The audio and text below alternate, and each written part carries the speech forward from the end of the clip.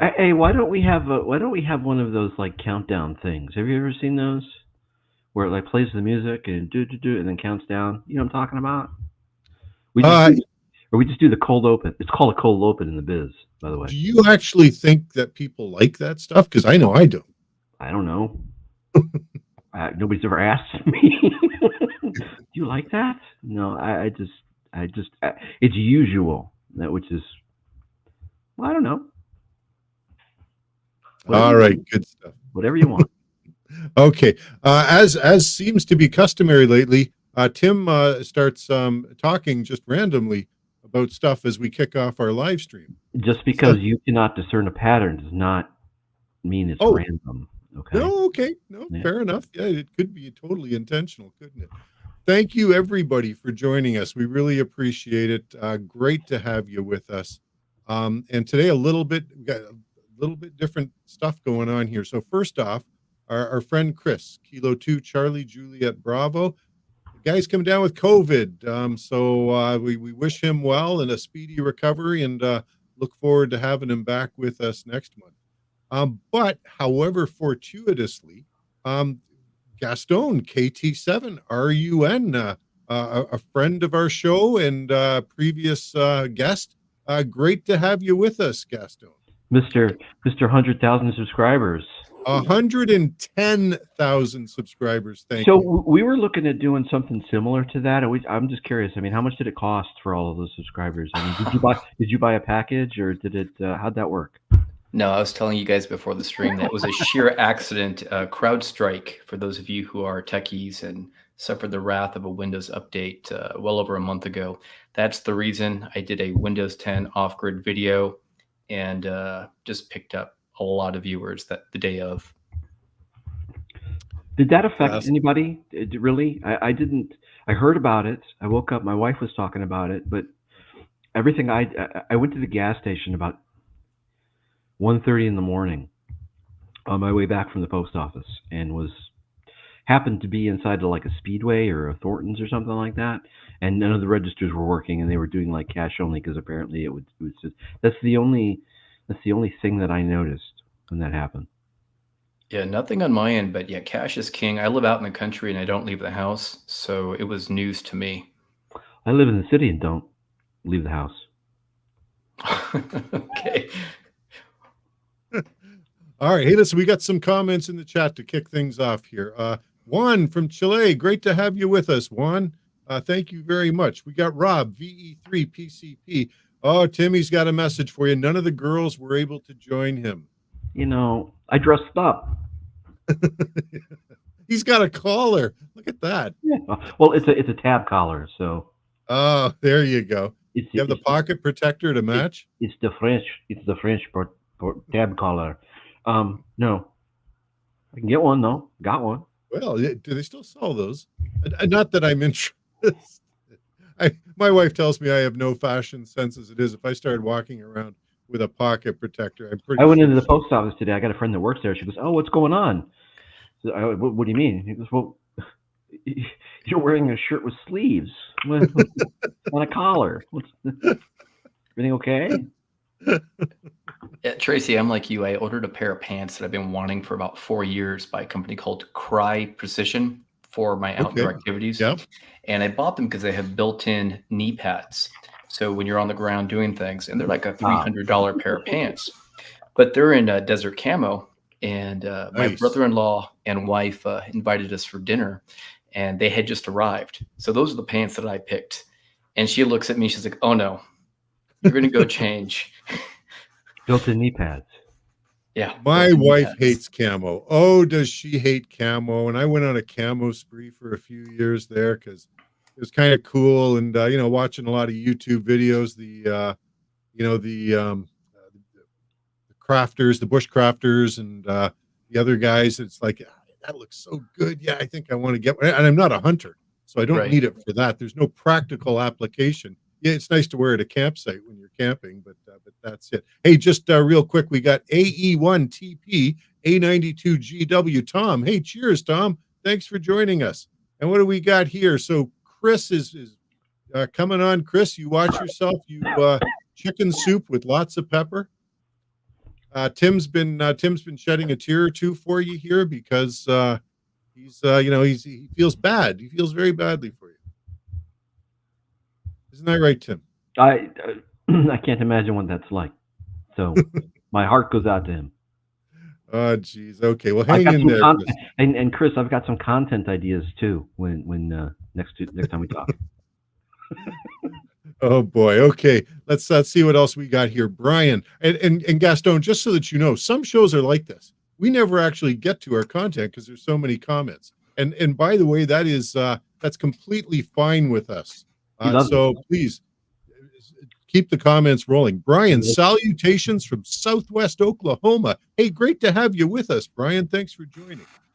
Okay, I sort of want to go around the table here before we get started. We got to get a couple of agenda items before we get to the headliner, which is okay. We want everybody who's on here to vote for their favorite rig. But before we get there, and I'm keeping track, I'm tallying, and by the end of the show, we're going to come up with our our list based upon our viewership here and see what the consensus of the people is.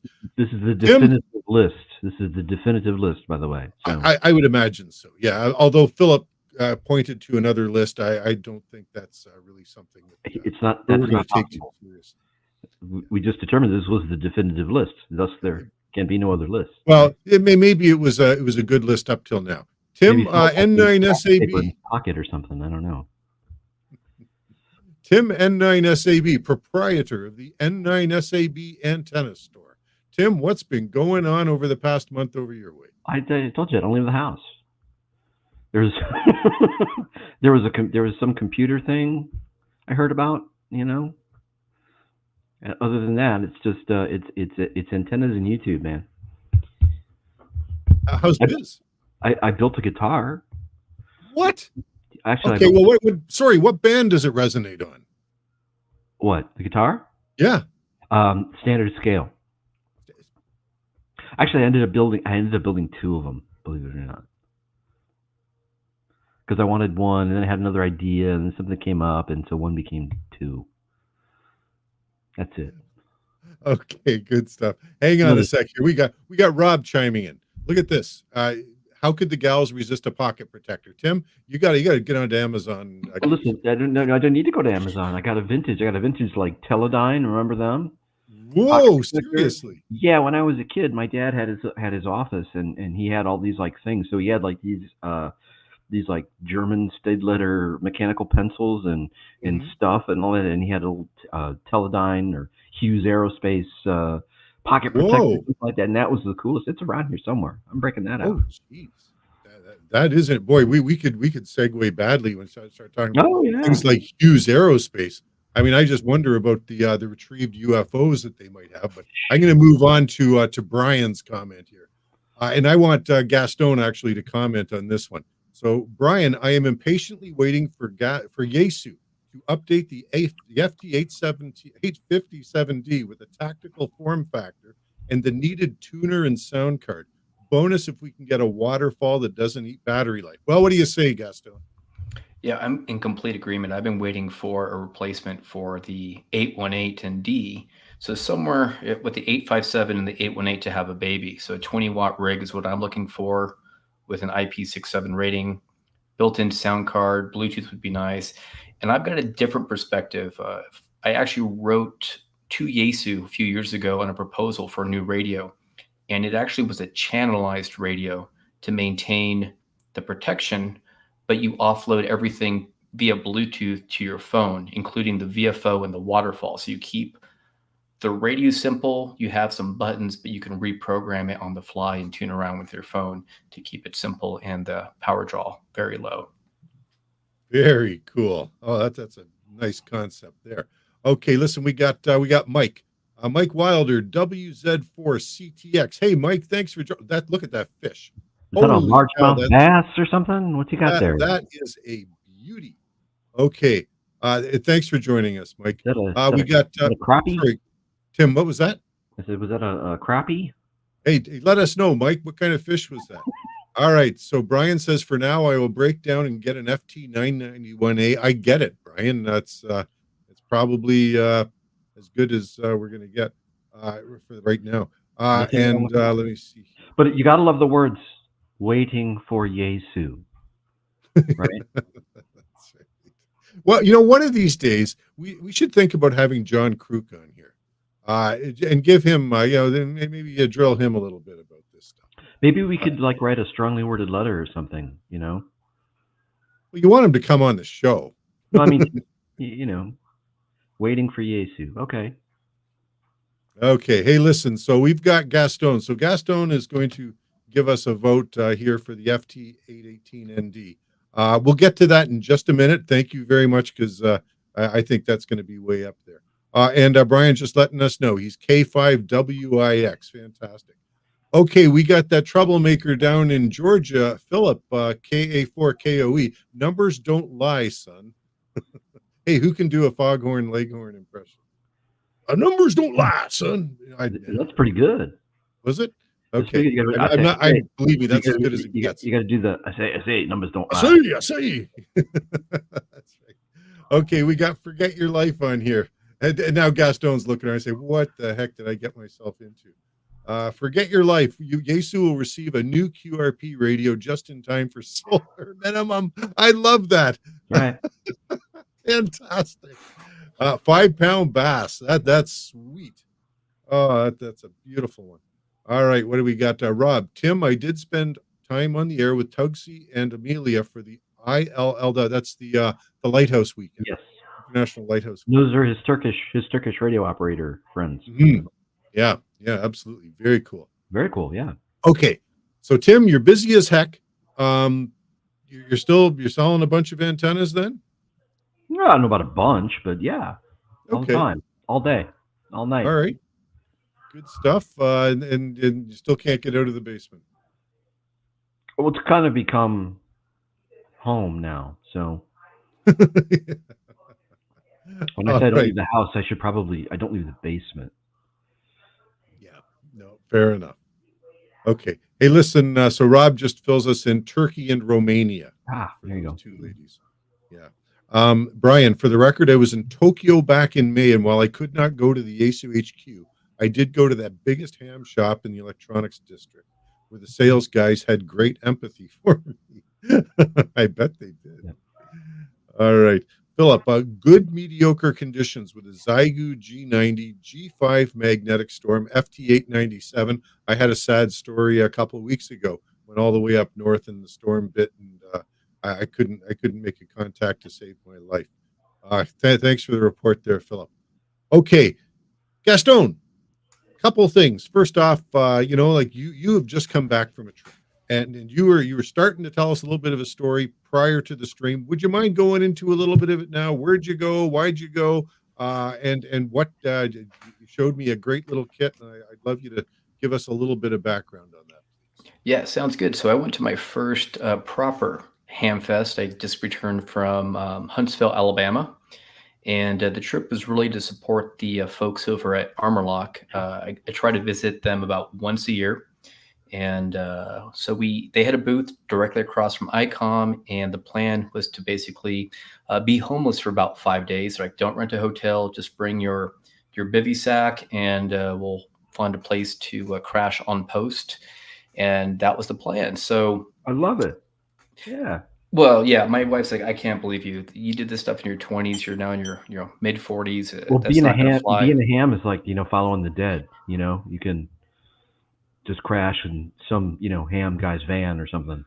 Yeah, pretty much. So the funny thing was, I'm like, shoot, this changes how I'm going to pack for this trip.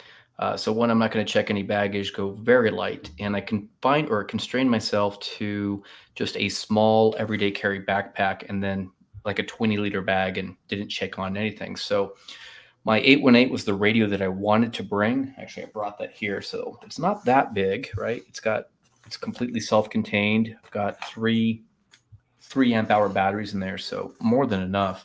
So I really thought about what was the kit that I needed, knowing that I wanted to do local VHF, UHF packet work, but also get back to Arizona from Alabama and Tennessee. So I did something that was out of character, and this was my entire HF kit.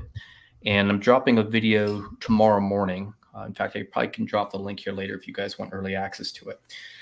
So I thought, what is the one radio that won't flag any alarm bells with TSA and that I can have in my same backpack that has my water bottle, my rain jacket, medications, all this toothbrush, and not compete. So do you guys want to see a little pack dump or? Absolutely. Okay. Please. All right, so we got a gear pouch. We're not going to go into this one too much. It's just the power cables for the radio that you're about to see. Since I was running 5 watts, I realized that voice would be very tough. So I have been a big fan of this new product from DigiRig. And it's the DigiRig Lite. Or the Lite? The Lite. And it has a built-in Vox circuit. So it works with everything, and it uses the old cables. This is the true SDX cable, which is typically not the radio that I would ever pick. But for this trip and for $139 US on Amazon, I actually really enjoyed this guy. And I gave mine a hot paint job before I decided to try to break it in the field. So I spray painted it with a can of, khaki satin paint and then satin espresso. And I used the avocado bags or lemon bags, has a cool pattern. So maybe the backside's a little bit better. Nice. And had never used it before this trip. I put a couple of silicone covers because I'm not using the USB. This does have cat control and audio single interface, but I heard it was flaky. So I said, you know what? I'm just going to use the 2 audio ports, and I will use the Vox circuit in the DigiRig Lite. So that's all I brought with me. And then for power, pretty cool stuff. I've been using these Talent Cell 3 amp hour batteries now for about 7 years. I've got 12 of these, and I also decided to do a similar paint job on it. Like crocodile leather. I love it. Yeah, it's pretty cool. And so, yeah, that's the whole kit. And then the reason why I think I'm on the show is I told Tim that I needed a really easy deploy antenna. So we're not going to pull everything out. But I basically used, this was all the paracord I brought, and Tim's low power or QRP 10, 15, 20, and 40 meter end fed. And if you guys decide to watch the video that's dropping, I made all my contacts on 5 watts with that little guy in Alabama, in Tennessee. I was outside the hotel, got some strange looks. I was getting bitten by mosquitoes. Ooh. And yeah, I'm all tore up right now. But anyways, I'm really impressed because I'm a big proponent of quality and rugged, and this is not it, but it has value given the constraints that I had placed on myself. It does, doesn't it? Yeah. Yeah. So yeah, and then met the YouTubers, had a good time meeting everybody in person for the first time. Jason and I came for ACK. He was the one who actually brought me into YouTube or made me stay about 4 years ago. He says, your video's fine, your content's great, but your audio sucks. Take my Rode lav mic. So I've been using that ever since. And yeah, it was just fun meeting everybody. I've met a few of the members and a lot of fans. I'll tell you, it's weird feels weird saying this, like sort of famous. The first morning I just tried to go to the restroom and it was 50 feet away. It took me 2 hours to get there. And that's when Jason said, all right, every 90 minutes, link up with me and we're going to do a coffee and a smoke break out front and we're going to hide, recharge, and we'll come back. So yeah, he kind of took me under his wing on the Hamfest. And I got some cool gear. I actually bought a couple of products if you guys are interested that are interesting. First is something called the MMX Nomad. And what this is by a company called PrepCom. And it is a all-in-one appliance that does CW encoding and decoding for you with a full keyboard. And all you have to do is essentially plug in your antenna. So I had CW in my plan for next year, and now I can actually test it before learning it. So I bought 2 units, one for me and one for my training partner in Las Vegas, so about a 200-mile haul. So we're going to start playing with CW within 2 weeks. So that's the first product or set of products. And the guy's a wild engineer from the early Apple days, from like 1980s. He was part of the camera division. He was telling me all kinds of Steve Wozniak and stories back then. Then I also popped on the Comjot CJ1, which is the Android device that has the VHF UHF transceiver built in. So looking forward to that for some application development I'm going to be doing next year. And then I picked up an old PRC-9 military radio from 1978, just for the heck of it. And then a ruggedized tough pad. Oh, and then one more for this channel. I was a user of the Soda Beams Carbon 6 since it pretty much came out. So I picked up from Gigaparts the Explorer, the POTA 20. And I haven't used it yet, but the claim to fame for this guy is that the topmost element is rigid and usable. So I've never been able to use the top two elements of my Soda Beams. And it's just a little bit longer. It's a little over 17 inches, but this fit in the carry-on. Again, no flags.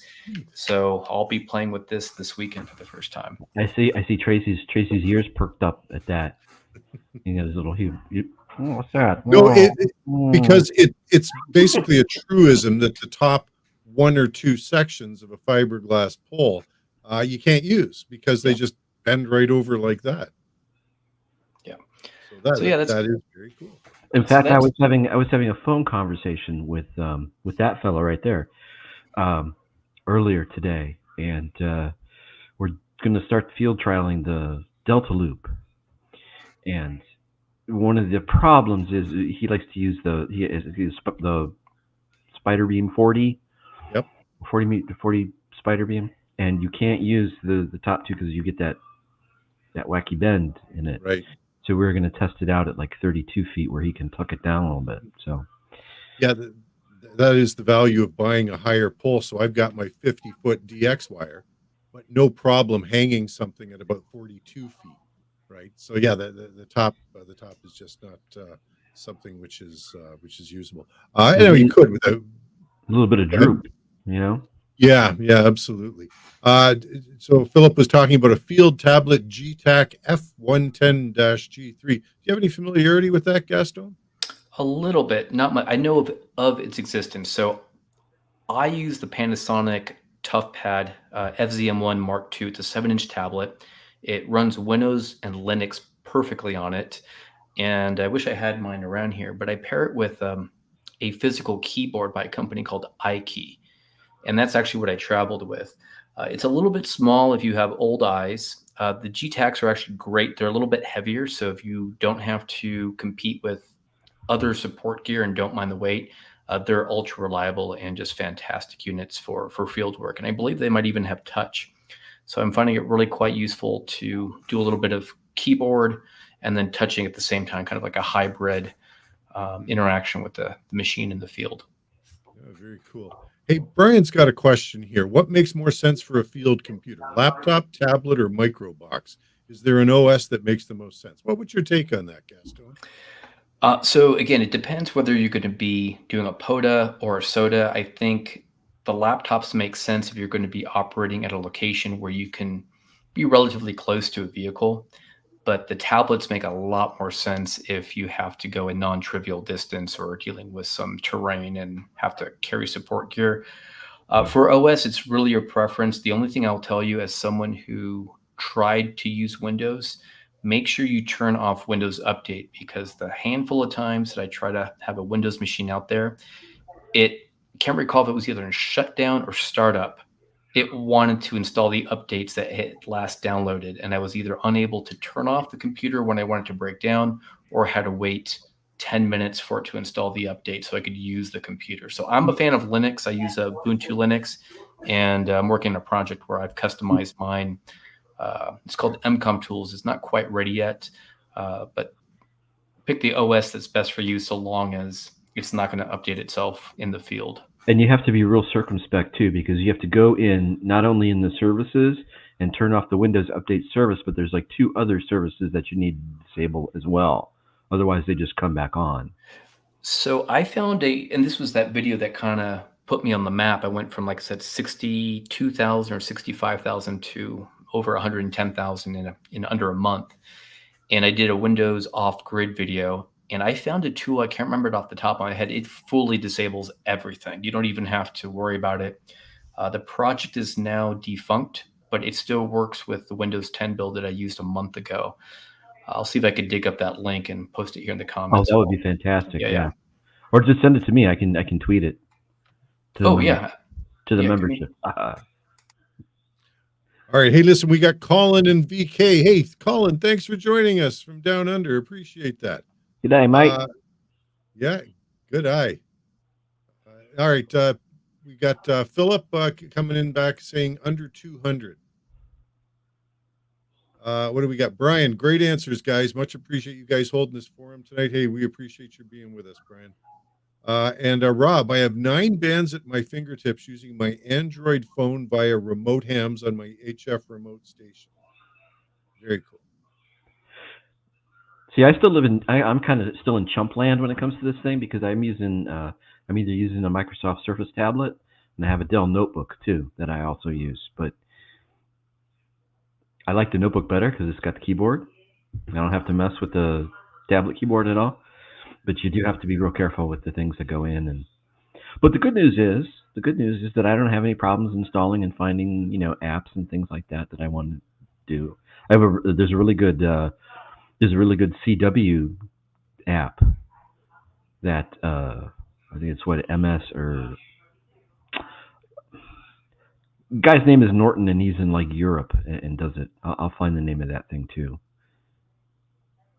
All What's right, that? good stuff.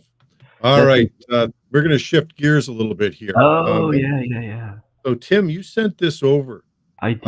and this I, is from. I was hoping you'd dig more into this because I don't know. There's a very lengthy thread on this, and some of it. All I got out of it was there's some proposal or something on the table for the Australian bands to put CW down in 7025 or QRP CW area or something like that. Right, right. Well, so I did do a little bit more digging into it. And this is Peter, VK3YE. We had Peter on our live stream a couple of years back. Very interesting fellow. He's been on YouTube for a very long time. Got quite a loyal following, a lot of tremendous content there. Well, he sent this out because yeah, as Tim has alluded, they're talking about potential band changes. And by the way, I think this change. I saw something come out on the QRP ARCI group as well. There seems to be some concern on this side of the ocean as well, but they're looking at trying to align band plans from one region, IARU region, to another, and in so doing, the proposal includes moving the CW portion, actually reducing it uh, from what it is down to 7,000 to 7,025, I think it is. Yeah, where the actual QRP calling frequency is 7030. So that would do away with the QRP calling frequency. And I think, based upon what I'm reading here, that what part of what's driving it is that the digital guys want more room for their stuff. So there's a little bit of a tug of war going on there. So really interesting. I it would be sad, in my estimation, for the QRP guys to lose their frequency due to something like this. So what Peter's doing is he's trying to get the membership down in Australia to speak up and say, hey, we don't want this. We want to keep things so that we can still have our QRP calling frequency. All right, so there's My that. gut tells me that probably won't fly. Change is hard, right? All right, let me see. I got Brian coming back. Brian says, for data modes in the field, do you guys like anything better than JS8 call? Throwing it up to you two guys. I'll take this one. I got to tell you, Yeah.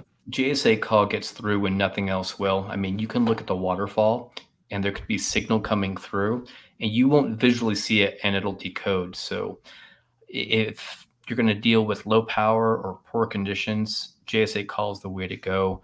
I don't have experience with VARA AC, but a lot of people like it. Unfortunately, that's on the Windows side only. And then I've always been a fan of the FL DigiSuite because that's kind of like a Swiss Army knife of lots of different modems.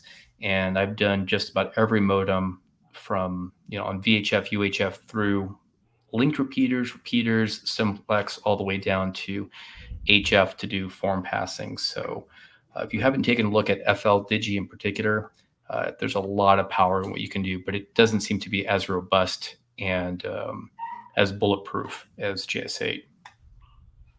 Great, thank you. Appreciate that. Okay, let's see what else we got. Rob. Rob uses HP laptops running Windows 10 when he's operating portable in his enclosed trailer. So we're sort of sharing, what devices we're using for that stuff. Philip, 12-volt DC charging for field computers is problematic. That makes sense to me. What do you think about that, Gaston? I think a little cigarette plug lighter adapter for your laptop works just fine. Yeah, so I've done a few things. Most of the laptops I use on the Panasonic side are 16 volts.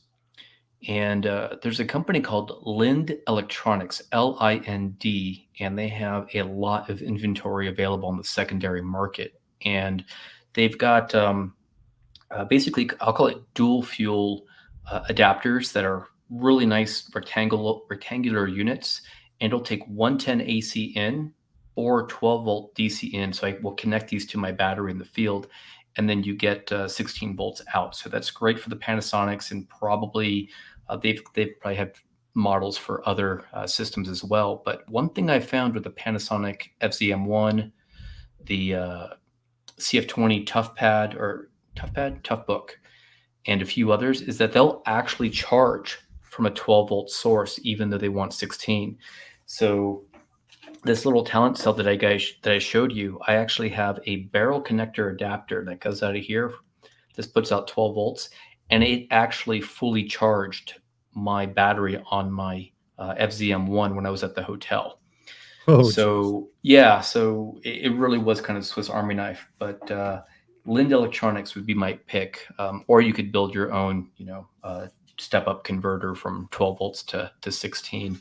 If you don't mind taking on a very small project. Those things can be had on Amazon for, I think, about $8 to $20 tops, depending on what you're looking for. Yeah, see, I just bought so for my laptop, there's a cable or a special power cord that runs off of the cigarette adapters. And you have a Jeep too, right? Yeah. So I've got all these cigarette adapters, 12 volt adapters wired into the Jeep all over the place.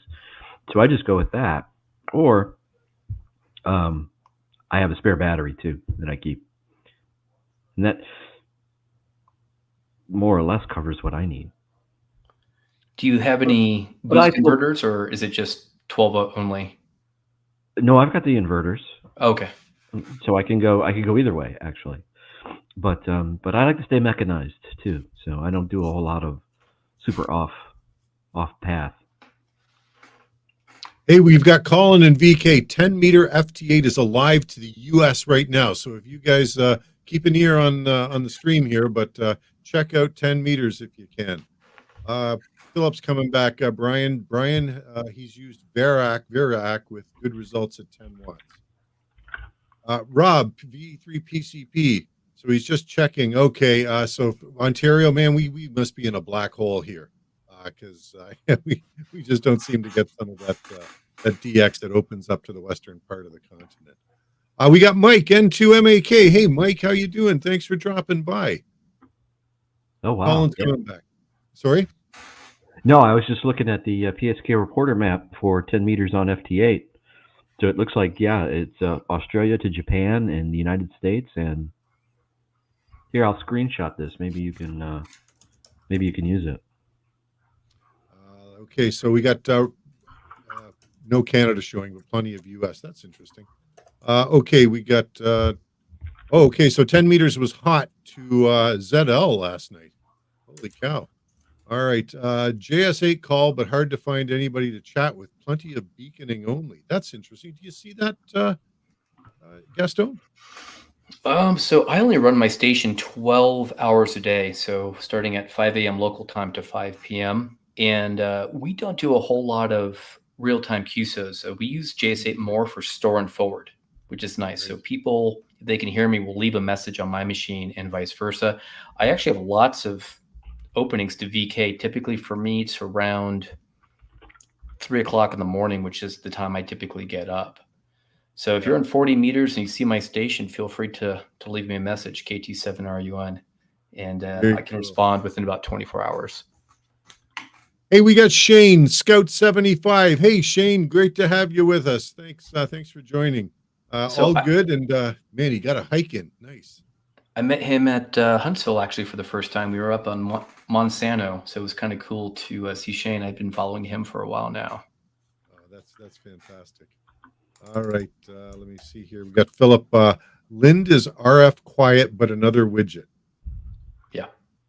All right, what do we got here? Let's take a look.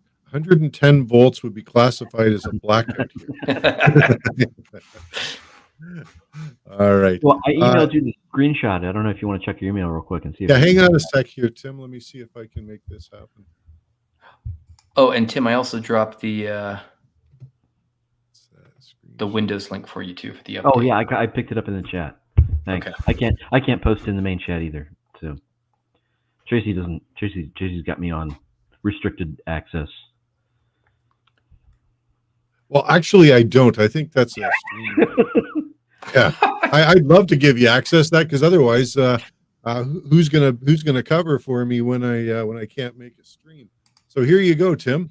Yeah, there you go. That's busy. Yeah, no joke. That is pretty great. All right, let me do that. Let me just get down through some of these. Guys, you know what? So we are 36 minutes into our stream thereabouts. I do sort of want to get into what we sort of hyped this one being all about. So give me a sec. I'm going to bring up a screen. Where are you? There it is, right there. Okay. I gave you my picks, right? You did, and I've already tabulated them. Oh, okay. And Gaston has given me his. Now, Gaston, I think I only got one of yours, which was the 817. Did you have any others you want? But before we get going here, before we get too far into that, I want to advise. So if you are on the stream now, here's how this is going to work. I'm going to start tabulating votes, and I'm going to do it old school with an Excel spreadsheet, because that's how I roll.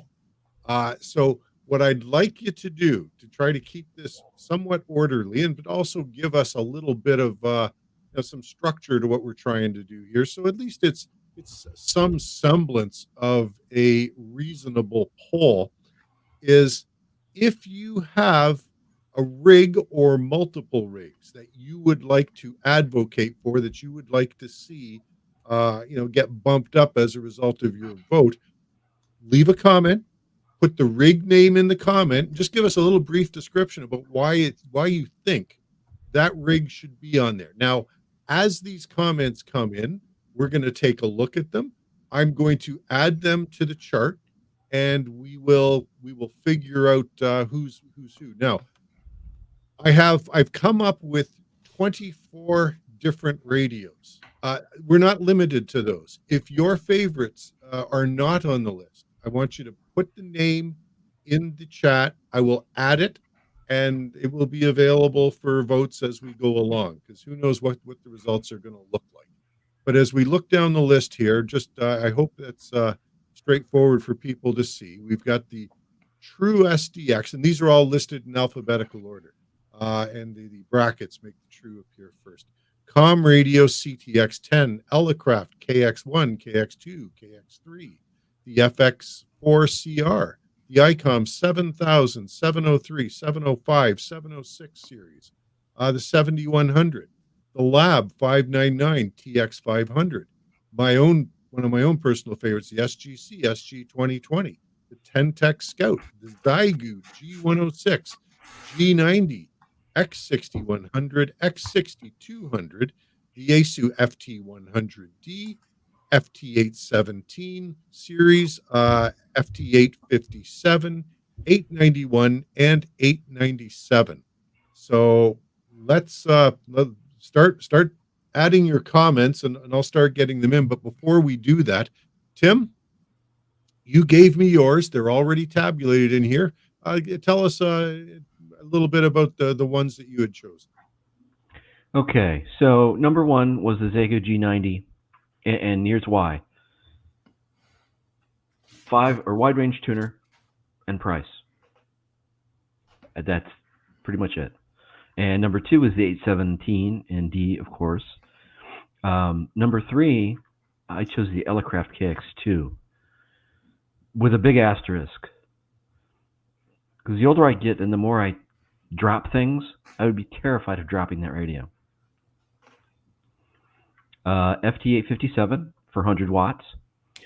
True SDX for all the reasons you'll see in Gaston's video tomorrow.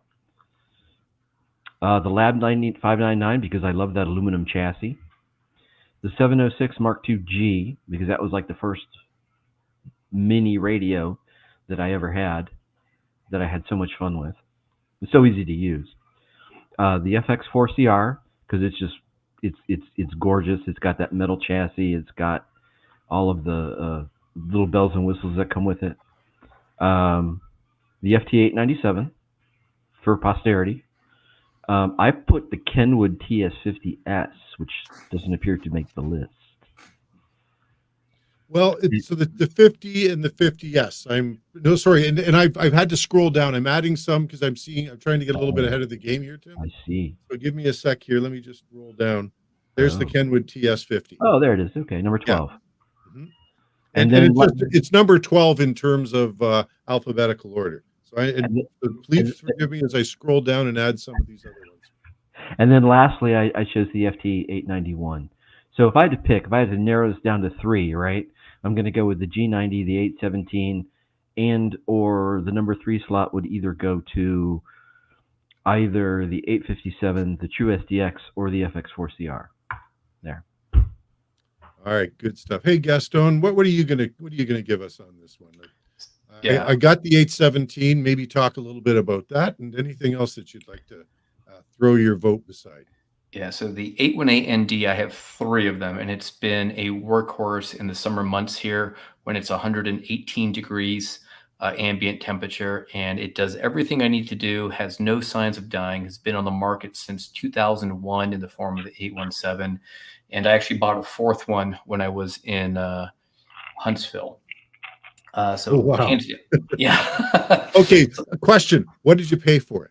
Oh, I got the best deal of the century because I was there as a vendor. $600, basically brand new in box. It had the map. Everything was still in there. The gentleman who had it bought it and never used it. And then a member came up to me and said, "Do you want to flip that?" I said, "Not really, but I'll do it for you." So I sold it to him for $650. So yeah, that's hands down number 1. I would trust that with my life if I had to trust a radio based on the last 4 or 5 years of operating. Number 2, I know that 6 watts will not do it when we go into a solar minimum. So it's going to be the 857D is my number 2 pick for all the same reasons. And it has the same menu system as the 818, so I'm already familiar with it. Third one, I really don't have a third rig. I'll tell you the ones that I don't like. I had a catastrophic failure with the G90. I really liked everything that provided at the performance it provided with the 20 watts, had a great speech compressor, but I just couldn't get over the reliability issues I was having with component failures. Well, hang on a second. So what happened there exactly? Because I know that he sent you the radio, you did something to it, and then sent it back, right? I mean, and then it didn't work. I put it in, so I did all the so he had that radio from 2 years ago based on the firmware that was installed. And he's referring to Isaac from T-Rex Arms and T-Rex Labs. And we were doing a collab video, and I knew nothing about that radio. I probably have 200 hours into that radio over 2 months. So I spent a lot of time with it. Thought it was amazing for digital. I wired it up to the DigiRig mobile. Worked very well. We used it for voice. The speech compression is amazing. And I'll be the first to admit that the audio quality on my received audio was better than my IC7200 and my 857 and 897 that I'll use at the house. But what he did after I put it in the frame inside of a Pelican case, apparently he wanted to start mucking with it, and he pulled out the 3.5 millimeter jack on the head unit, and the whole socket came completely off the traces on the board. And based on how it was put together, I said, I don't know if I want one. And the kicker is I bought 2 of them because I really did like it before I shipped it off. I said, before I do a video, what happens is I'll like something and then I can't get it again. So I bought one for my training partner in Las Vegas and bought one for myself, but then I decided I'm not going to use it after that video. So that was donated to my brother-in-law about 2 weeks ago, but he's enjoying it in the shack. So that's what happened with the G90. But I guess right now, if I had to go with a third based on my experience, I kind of like the True SDX, even though it's early. Like it solves a problem for me for ultra lightweight travel. It's I could take that awesome. trail running now. It's awesome. I have one, and you can buy like a handful, right? So I've got one stuffed Yeah. in like a Faraday bag down in the 12th level of the lab. So here's a power tip for you. The headphone is or the speakers are rough. I bought this a few weeks ago, or maybe a few months ago. It's called an Airfly, and they're, I think, $38 on Amazon. It's just a Bluetooth transceiver. Sure. So you plug this guy in and pair it with your earbuds. The audio quality is night and day compared to the speaker, and very compact for that footprint. You know what I did too? I've got one of those. They sell them on Amazon. I don't know, like $10 or $15, something like that. But one of those little waterproof speakers that plug in. They got the 3.5 millimeter jack, and they've got the plastic cover on it. And I just slapped that in. And I also bought, I think it's the Retrevis speaker mic. You have to do a mod. There's like a 3D printing mod that you can do to the clip, but it goes in, and you can do the speaker mic with it. That too. But I love that little thing. It's so much fun. Yeah, there's a aluminum case too that's out there, but I think the gentleman who produces them is like on sabbatical through the end of the year. It has like a brushed blue aluminum. Maybe someone in the chat knows what that unit's called, or what that case is called. But anyways, cool. Do the paint job. I might even buy about 20 of these. No way, man. I got the Bitcoin orange one. Okay. Well, I'll send one to Tracy if I do if I buy 20 and start doing another paint job. Are they so hard to get? I know that they were here's what I know. So there was the Manfred, the guy in Germany who originally made them, and then they were being made. He had a couple of partnerships with some people in Asia, and if you bought one through either his eBay store or from his website or some specific place on Amazon, you were getting the real thing. And if you bought one anywhere else, you were getting the knockoff version. I'm pretty sure I have the knockout version, but it did what I needed it to. Doesn't it have the DL2 MANN on there? It does. I just have no way of distinguishing whether it's a counterfeit or not. Where'd you buy it? I bought it through Amazon, fully assembled. I think that's where I bought mine too. Either Amazon or eBay. I don't remember. Okay, well, I've got the link in the description of my current video for this one. So if it is a counterfeit, I'll pull it down. But no, I mean, if it works, right? Yeah, it works. And you can get orange, tan, green, I think, and blue. Is there a blue one? I'm brand new to it, so I'll take your word for it.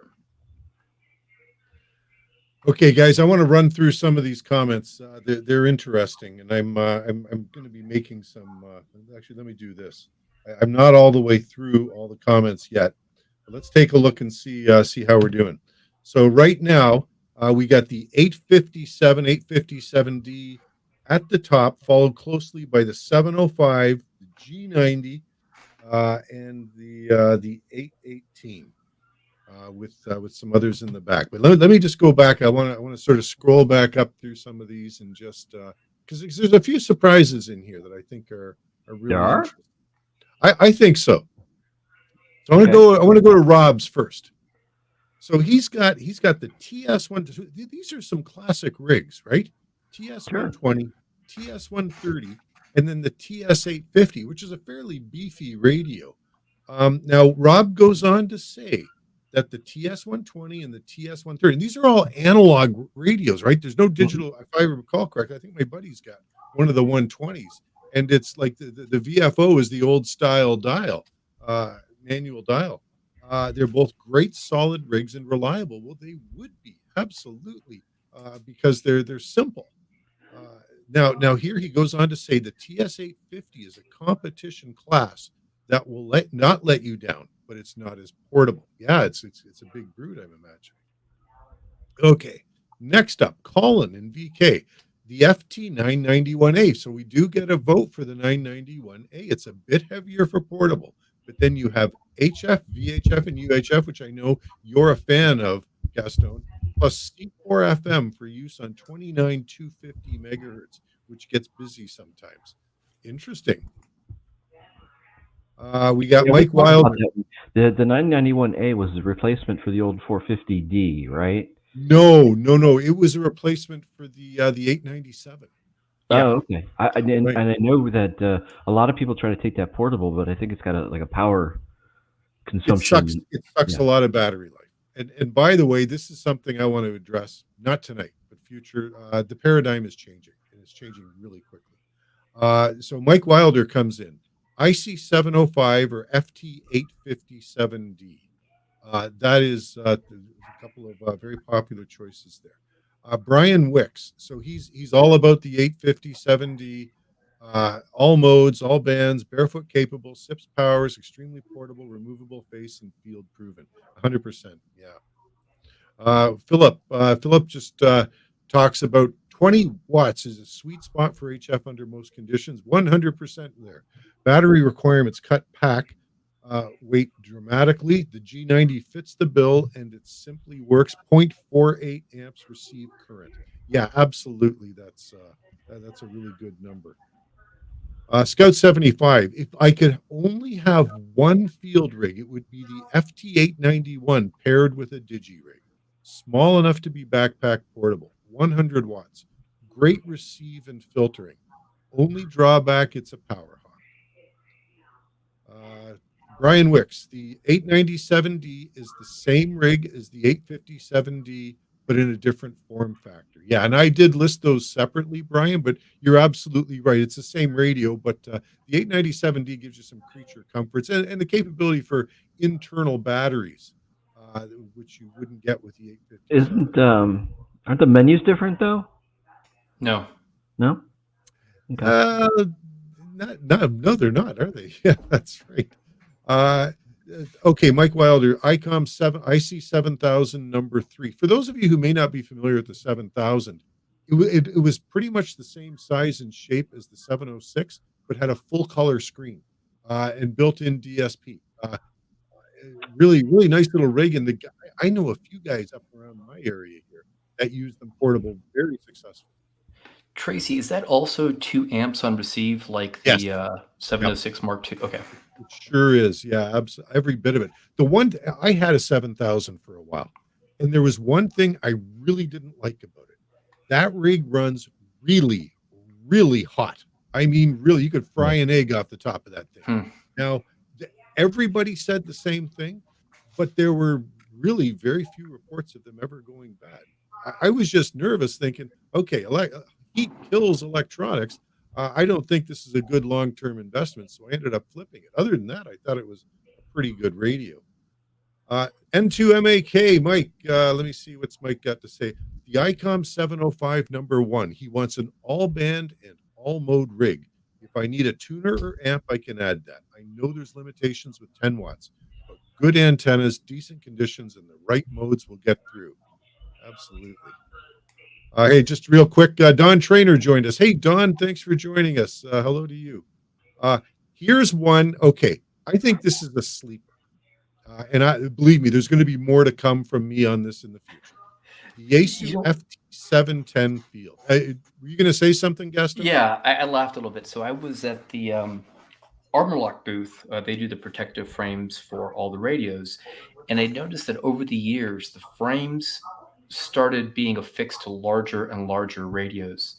And the FT710 was the most asked about radio and frame that of people coming to the booth. And I just don't get it. I probably need to be educated. But unless it's POTA and you've got the vehicle right there, that thing is a little bit larger than. So here's the thing. The FT710 is pretty much the same size and weight as the 897D. Now, when I say the size, I had an 897D for years, and I had the bolt-on Yaesu tuner. When you take that tuner into consideration, the FT710 is the same size. Drawbacks, bigger current draw. But and then you might think to yourself, okay, so it's definitely a modern rig, and it's way up there on the Sherwood charts in Yeah. terms of receiver performance. Uh, just behind the FTDX10. So a lot of people would say, well, there's a few $100 difference. Why not just go with the FTDX10? Because it's a hybrid. It's got like this incredible receiver, very well regarded. I've got two answers to that. Number one, significantly more current draw. So the 710 is it doesn't sip current, but the FTDX10 gulps it. And the second thing is, I hate the ergonomics on the FTDX10. For example, the band switch is crowded immediately between the VFO knob and the multifunction knob on it. To get in there, you got it without disturbing the VFO. You got to sort of work your finger in. For me, and a lot of guys who use these as base station radios, hey, that's no problem because a lot of them are using their computer to control it. They don't need to worry about the ergonomics on the front. But if you're out in the field, yeah, you're gonna be using, typically, I would imagine, you're gonna want to use it from the front face. The 710 does not have that sort of drawback, but that's my take on the 710, and I'm doing more research into it. I think I'm going to be highlighting it in a future video. All right, here we go. So Shane's coming back. His two other field rigs are the FT818 and the ICOM 705. Tor, the ICOM 705. Thank you for your vote, Tor. But I'd like to know why you like it so much. So Brian Wicks is just talking about, okay, so he's talking about spoiled by his FTDX10. Hey, they're a beautiful radio. And Tim, I don't know if you remember Peter that we had on our show talking about receiver technologies and how Yaesu is basically eating ICOM's lunch on receivers these days in his estimation. He says he only takes That was Peter, the self antenna guy, right? Sorry, the condo DXer. You're right. Yeah. Canadian Peter. Yeah. Yeah. All right, Mike. Never update firmware on a Zygu radio. I always joke that if it ain't broke, don't fix it. Boy, that's unfortunate. William, I wish Kenwood would produce an updated TS2000. I imagine features like a TH-D75 with transmit on HF and 100 watts. Okay, we got first vote for the Lab 599. I gotta say, I'm a little bit surprised that we haven't had more votes for the 599. So there it is, built-in SWR scanning graph, good audio, well sealed, minimal worries about ants and dust getting into the entrails, solid build, sexy. Hey, it's a beautiful radio. Just too much money. Sorry. Yeah. Okay. Oh, here's another one. So Todd, TX500. Okay, Todd, I'm going to mark that down right now. And there we go. Built like a brick, water resistant, great filters, 110. That is a killer figure right there. 110 milliamps on receive. That is outstanding. Never worry about blowing finals due to a bad antenna hookup. Opener short, signal reports always good. Physically small. Hey, Gaston, I want to ask you, since we're talking about the TX500, what do you think of that rig? I probably would have bought it if I had known about it at the time that it came out. The thing I don't like about it is the same problem that the Raspberry Pi has, where it has ports on 3 different sides. So you have this kind of cable management mess, especially if you're doing digital. I am curious about the new TX500 man pack that's coming out. It has a different form factor and a breakout board. That one I'm likely going to pick up as soon as it hits the market. I think I saw a rumor this morning that those may be hitting as early as fall. So I will be buying the MP version when it comes out, but the previous generation, not a fan of how they have the outputs coming all around it. Good. Okay. Great points there. Rob. Okay. Rob is asking a really good question here. Let me just make sure that I've got this. Why would you want a radio with a display screen for portable? Hard to see a screen in bright daylight conditions. Also seems like a waste of battery too. I understand your point. I completely understand your point. Tim, what are your thoughts?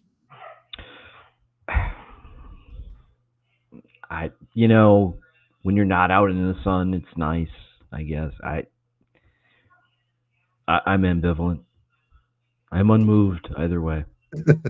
I've used radios without them, with them. It's cool. All right, so Brian comes in and he says, as it stands now, he would rather have the FT 991A than the FT 710 Field, and he acknowledges that that one has a better front end. All right, so I'm putting something Wow. down there. The Sounds like a 991. true believer. Yeah. All right.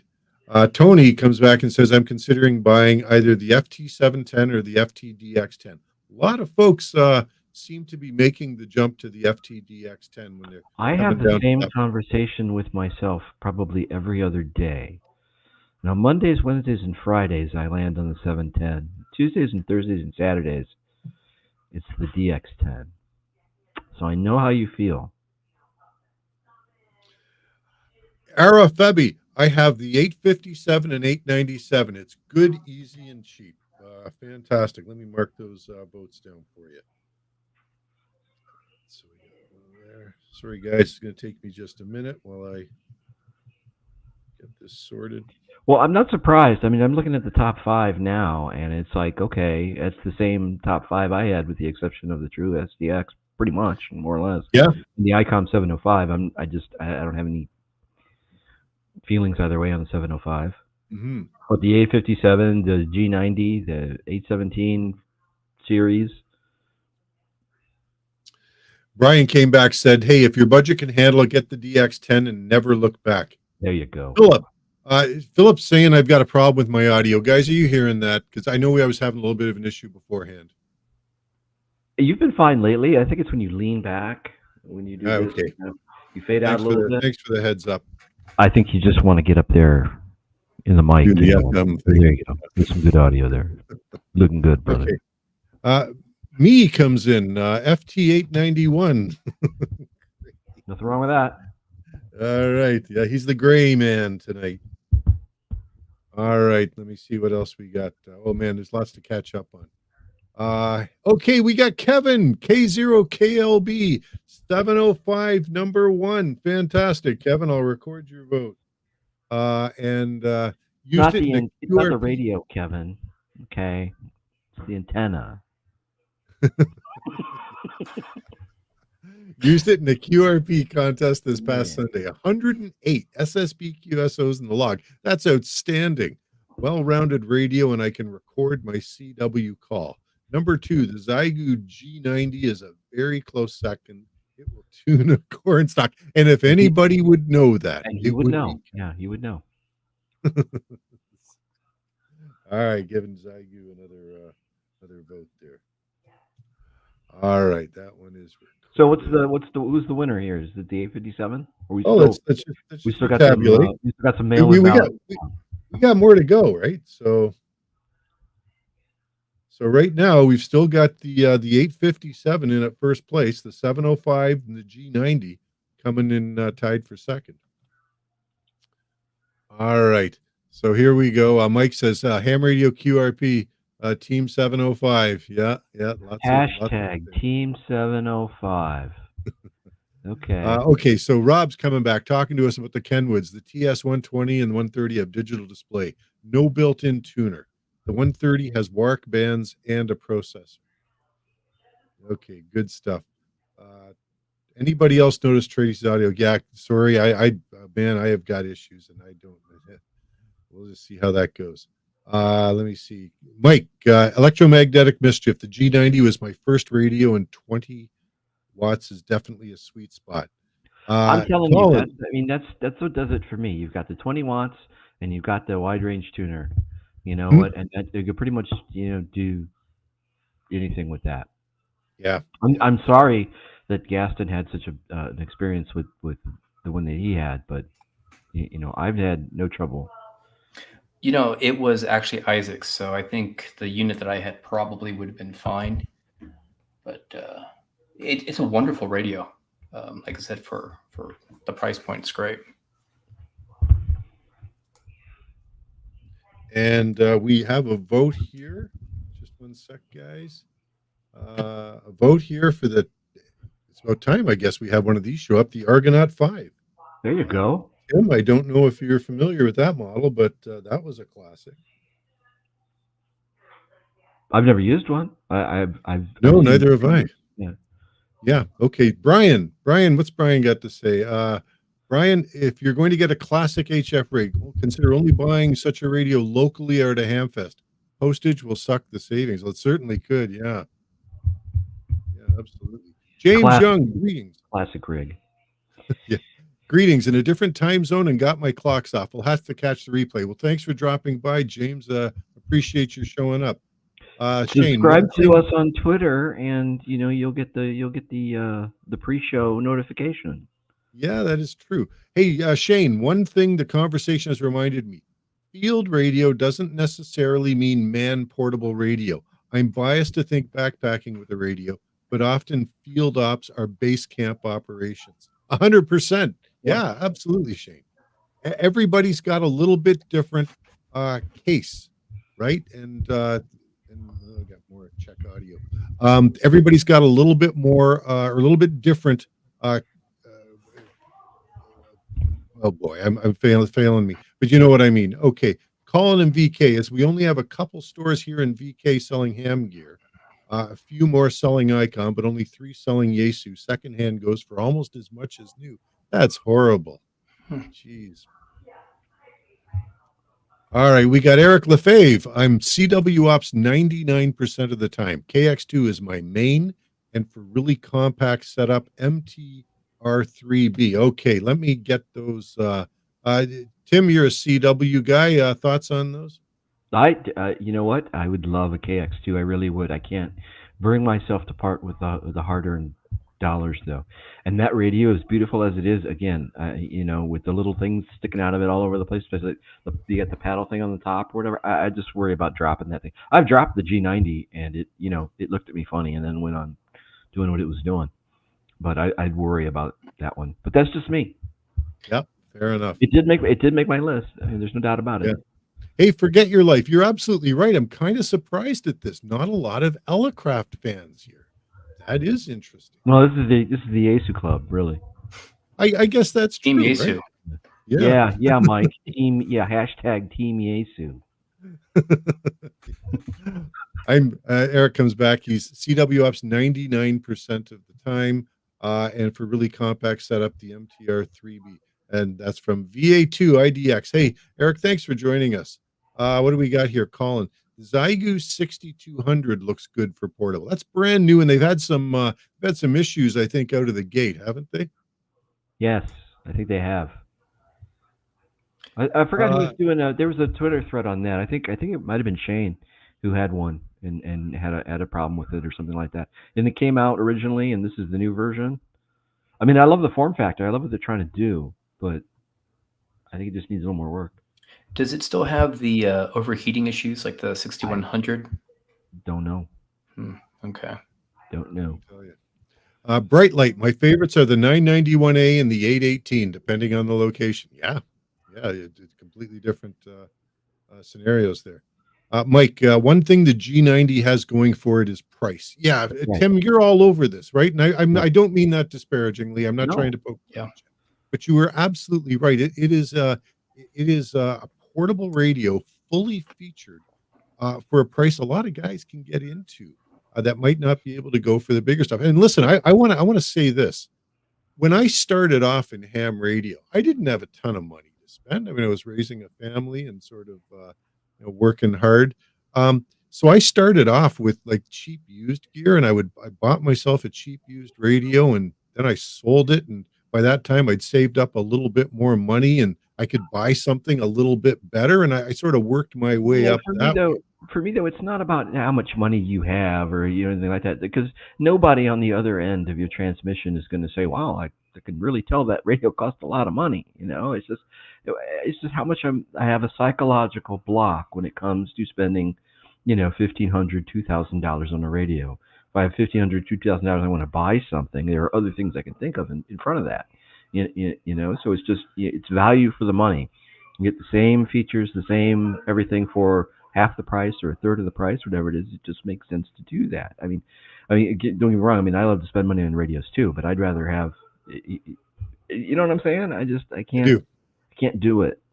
It's like You make a taxes. good point. You know, my Yeah, hands you're start to making it. crimp up when I write a check. You know, it's just like my throat gets all swollen.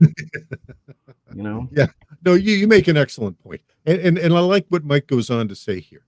It was my first HF radio. I opted for it over the 891 with the rationale the money saved could be invested in better antennas, coax, and other gear. You know Yeah. what? And I used to work in the audio business, the home audio business, and I would beg with clients not to buy that big, beautiful receiver with all the fancy blinking lights on it that looks so impressive, but rather to step down one or two levels and buy beautiful speakers to go along with it so you can Yeah, actually take yeah, yeah. advantage of I was what that having receiver could do. I was having a conversation with a guy, and we were talking about back, in like the late '80s, early '90s, when we were in high school, right? And they got their first car. The first thing you wanted to do was put, the new head unit in it. So you wanted like an Alpine pull-out head unit or something like that. So you'd go out, and you'd spend all this money on this head unit, and you've still got the Radio Shack, paper cone speakers in the back and stuff like that. It sounds great, and it's just like, it's like, you could have taken that $250, $300 and, bought a pair of nice JBL 6x9s, and then you'd have something. Mhm. But it's just one of those things that you learn. It's probably how I got here. All right, let's go. Let's see. Chris Baker. Hey, Chris Bricker. Sorry. All my radios are field radios. I'm loving my FX4CR now. So there's a which hasn't gotten enough love on this list. I think you're right. That is the coolest. That is the coolest little radio, I think, and Yep. I have one now, so I think it satisfied my KX2 itch more or less. Has it come out of the box? I polished it. I rubbed it. What was the lead time to get an official one? Because I've had Zero. my eye on that. Zero. I got it from Phil. Oh, okay. So I think he waited like a month, and there was a problem with the board. I think here's the thing about Phil. I love him, right? But he's hard on equipment. He's hard on stuff, which is why I send him antennas and things to beat up on. And there was an issue with it, and he had to get a new board for it. And that I think took a month or 2 months to get. He'll pop up here in the comments with the real story in a second. All right. So actually, I still have to go in. I have to play, and I don't even know that board is bad. I think he tried to run like, 20 watts CW, but his CW might as well be digital. Okay, 80 words a minute, 100 words a minute, or whatever he does. So I will play with it, but I like it. I mean, I've had it out and I've messed with it some. It's cool. It's cool. If you can get one, I'd get one. Yeah. It's on the list. Okay, we got another vote for the G90 from Chris Radio and Life. That's fantastic. Thank you, Chris. I'm going to record that one. Let me take a look down here a little bit further. So N0 LSD, nice to have you with us tonight. The best field radio is the radio you have in your go bag, isn't that? There you go. My 817 pretty much stays on my desk at home. The two radios I take out to the field is the G90 and the True SDX. All right, let me just get those recorded. Yep. I like that. The best radio is the one you got. Yeah, it's always the case, isn't it? All right. They hear look him. at this. They hear him, I think, on the other end, right? Sorry? The other radio, the radio he's got in his bag, and they hear him. He gets out. Yeah. Important thing. Hey, so the G90 is just taken over in first place. So let me just. Okay, here's a good one. Mike Smith. You know what? I gapped on this one, Mike. And Thanks for bringing this one up. Yeah, nobody's talked about the ELAD. Those are so cool and beautiful They are too. Very cool radios. The radio should be beautiful, okay? The radio is like a woman. I'm gonna have to look this one up. Yeah, that's cool. It's a sweet little rig. Where's that from? Not cheap. He's Romanian or something like that. The guy who does that. You know who has one? You know who uses that out of it? The guys down in Vero Beach, the Vero Beach Treasure Coast Scam Club. I think Jan's got an ELAD. He loves it. I love Uh, looking at it. But it's another one. It's another one that you get. And it's like, okay, this is $2,000 or something. It's just like, okay. Yeah, Chuck KK6USY out of California has one. I saw his. I just blanked on the name, but he loves it too. Yeah. Hey, here's a second vote for the SGC 2020. I'm not alone. All right, so You let's never see were. tonight I am. Well, for up till now, right? No. So American Citizen, I have the KX2 857 705, but I enjoy the 100 watts and the waterfall to see where the folks are. I also have the 7300 and I'm using it in the field now. Heavy to pack though. All right, so I better add the ICOM 7300 to it. And that's an excellent reflection on You what know appears what? to be fleshing out the top 5 or 6. I I'm surprised we haven't had more 7300 owners weighing in, saying, "Yeah, I take my 7300," because you do see a fair amount of that. I think Mike N2MAK did some of that. All right, we got Graham Heaton, IC 705 first, G90 second. Okay, so let me get those recorded.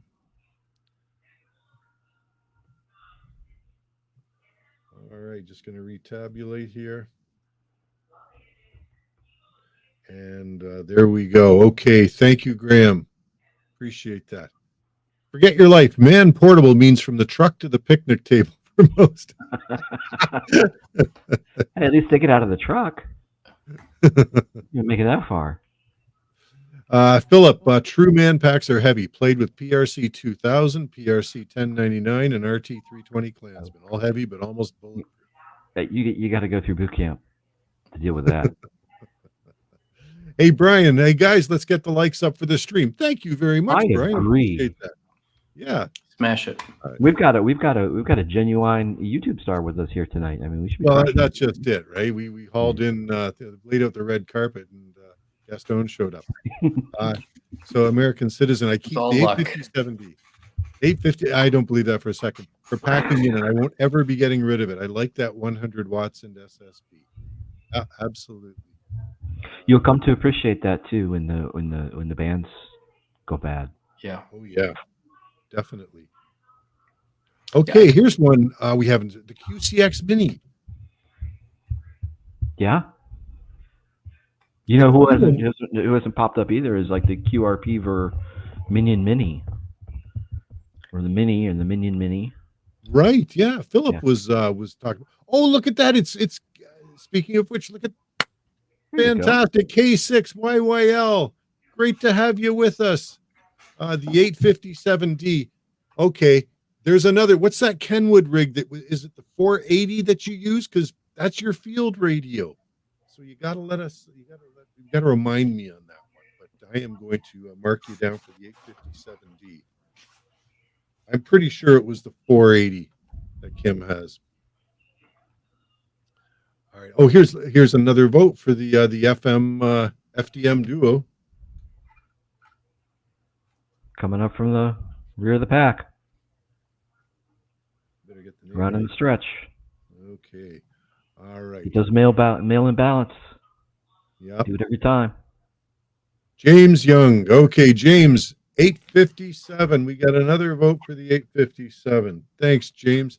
Like the extra power when needed, Shack first rig and still used 7100. Learning true SDR for airplane travel I'm on now. So there's one for the 7100. I wondered if we were going to see those come through.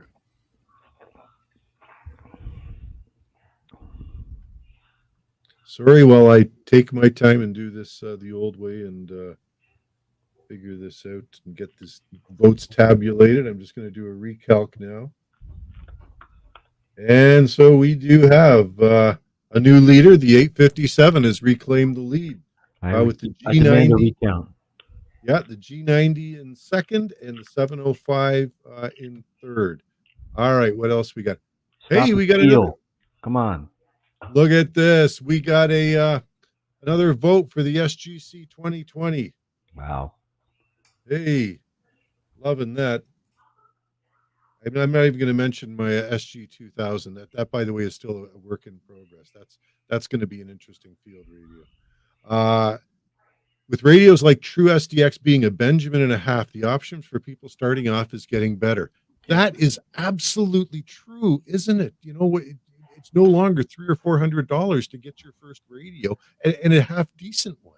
Well, here's the thing, though, right? So this was my beef with you back in the day. When you're out there with 5 watts, most new people are going to start out trying to work sideband or phone. 5 watts is a tough business to be in, So I think if people starting off with like something like a True SDX or something like that, and they want to do some digital work, I think you'll have the time of your life. If you go out there pumping out 5 watts trying to do CQ, you could get discouraged really easy.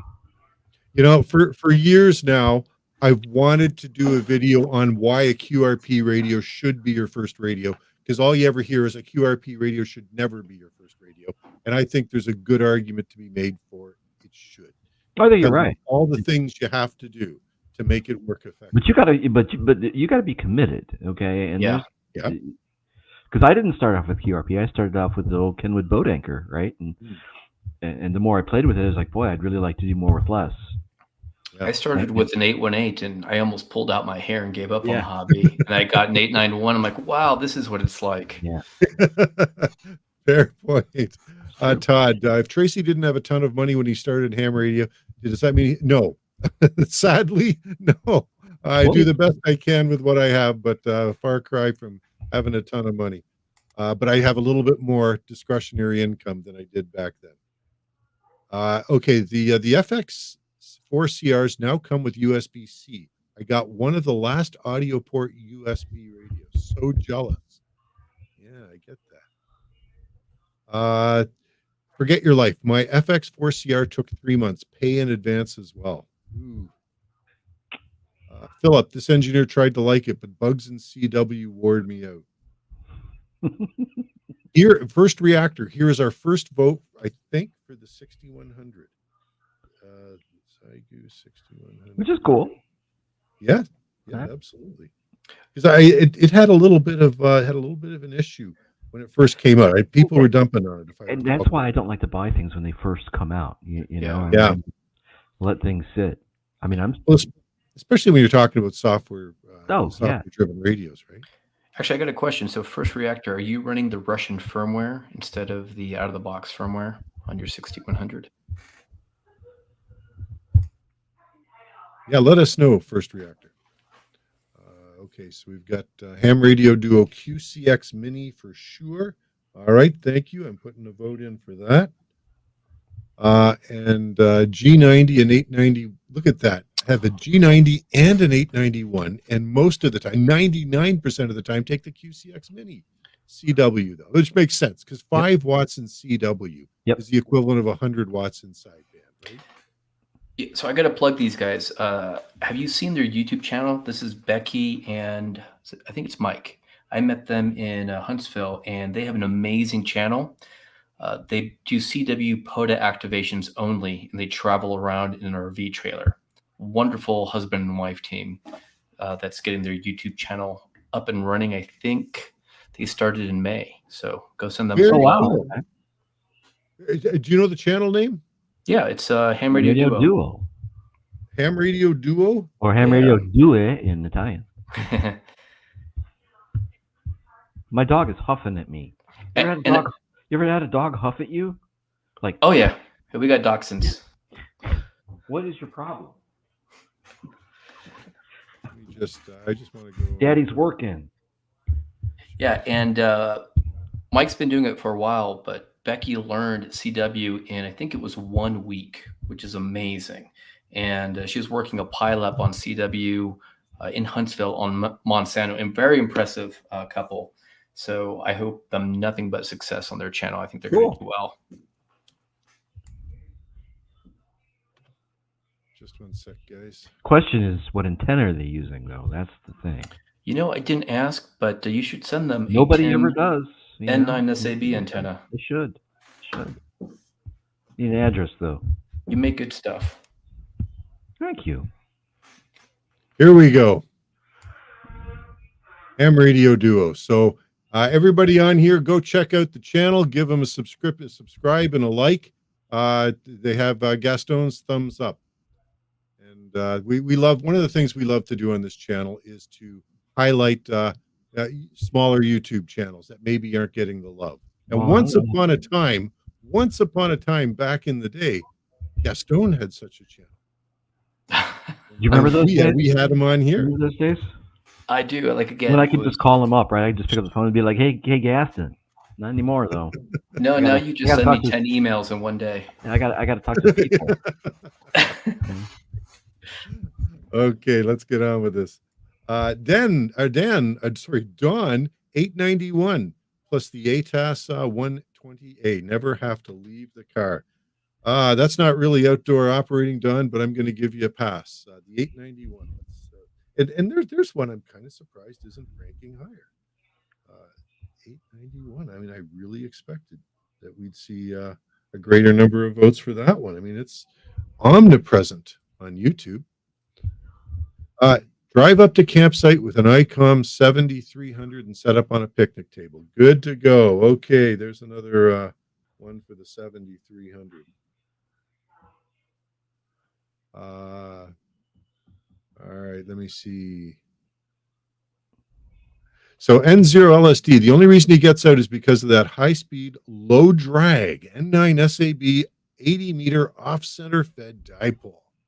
Wow.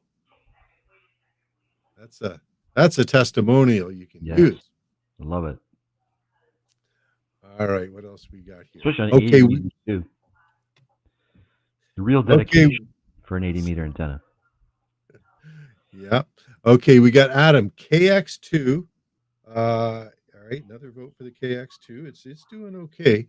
The FT818, of course, is doing well, and the okay, just the two of the 703. The 703. There's a beautiful old radio, the built-in tuner that actually is really good compared to the built-in tuners on modern rigs.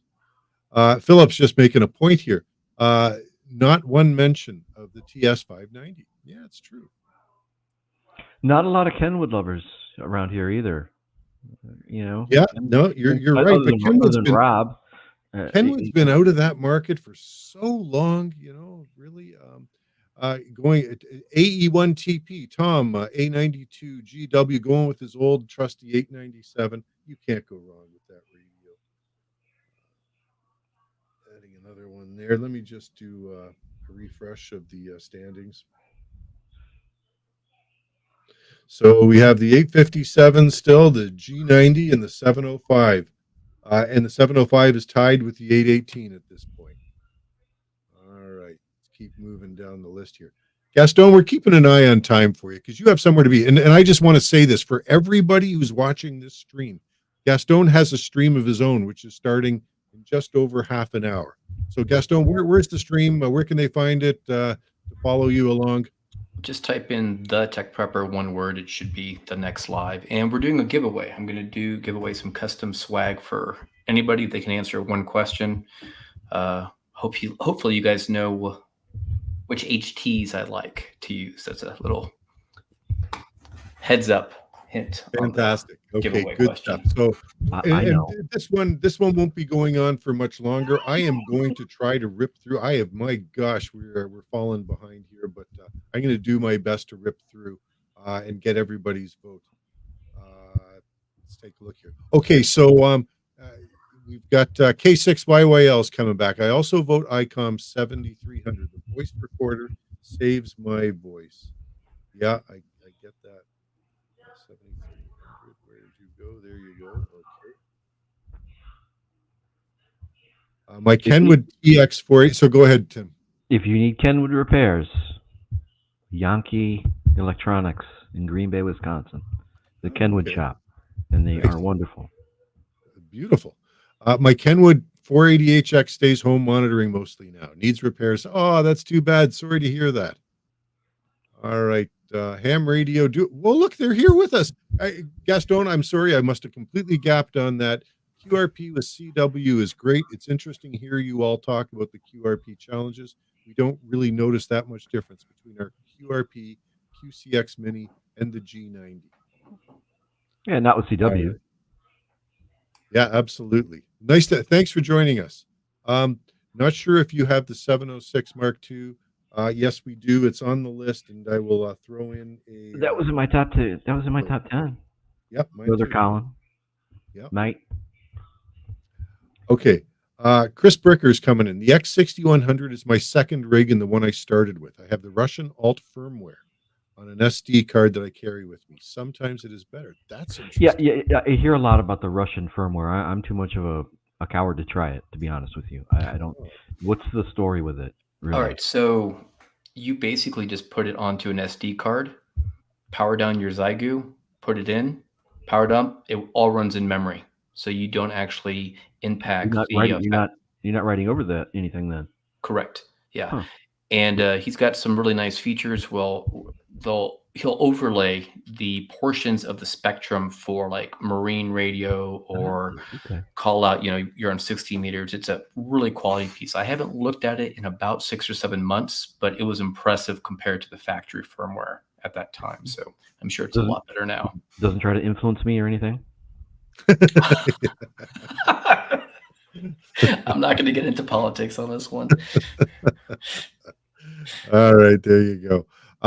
Okay, so and the Russians stopped maintaining the firmware. Okay, you know what? We're at the hour and a half mark. I think we're probably going to pull it here. Let's just take one more look. I've tabulated all the votes that have come across.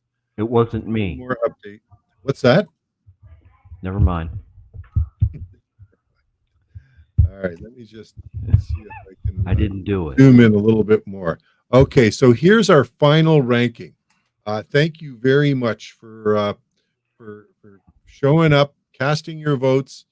We've got a really interesting list here. So the Yaesu FT857, 857D takes the crown with 10 votes. The G90 comes in a very close second with 9. The 705 and the Yaesu FT817, ND, and 818 are tied in third place. Then we have a tie between the Lab 599 TX500 and the Elecraft KX2, with some additional love just below for the True SDX, the Yaesu FT897, and the Yaesu FT891. So thank you for everybody who has thrown in their vote, helped us compile this list. That's fun. We had a lot of fun with this tonight. Gaston, do you have any last words before we put a bow on this thing? Thanks for having me and inviting me at the last minute. I am curious, does anybody have a lead on 857 Collins 2.4 kilohertz SSB filters? I know they're like pink unicorns these days, but since it is top ranked, I'm wondering what people are doing for filters. I do not. I don't. If you do know of a source and you're in the chat, please leave a chat. What I will tell you, what I do know about it, so I follow some of the groups IO and some of the chatter that I've seen about that. As you know, that those radios can also take the 817, 818 filters. There are boards available, bare boards available that you can solder a crystal filter onto, and some guys are doing that. So that might be an out of the box solution to what you're looking for. Perfect. Well, yeah. Outside of that, thanks for having me on the show, guys. It's been a lot of fun. It was great getting to know your audience. So more power to you. And yeah, we'll have to do this again in the future. Really enjoyed it. You know what? That would be fun. Thanks. Really, thank you for stepping in at the last minute here. It's always fun to chat with you. And man, you have an exciting, vibrant channel. I hope everybody who's watching this, if you're not already subscribed to Gaston's channel, and I have a hard time believing that it wouldn't be, get over there. Please subscribe and take in some of the amazing content he's got over there. All right, that's it. Tim, last comments from yourself. Yeah, I'm not surprised at our top 10, top 5 actually. Yeah. I don't think anybody would be surprised about that. And thanks for guests and for coming on. I know it was the last minute thing. Was it 10 emails really? I can count. No, you took up my inbox from about noon to about 5 today. Well, I kept thinking of things. What do you want me to do? It's all good, man. Really appreciate you. Well, I'm just trying to figure out. You didn't block him? No, he No, reached out so- to me first. It was like I was doing something, right? And then Gaston is here. Tim uses email like instant messenger. Like text. I do, actually. I'm not a boomer. Okay. Oh man. Do you have an AOL account? No, I know you're. I did. Yeah. Okay, guys, that's it. Thanks very Coffee much served, for guys. watching. We'll catch you next month with our monthly stream. Until then, 7-3, everybody. Really appreciate your joining us. Good night. Night all.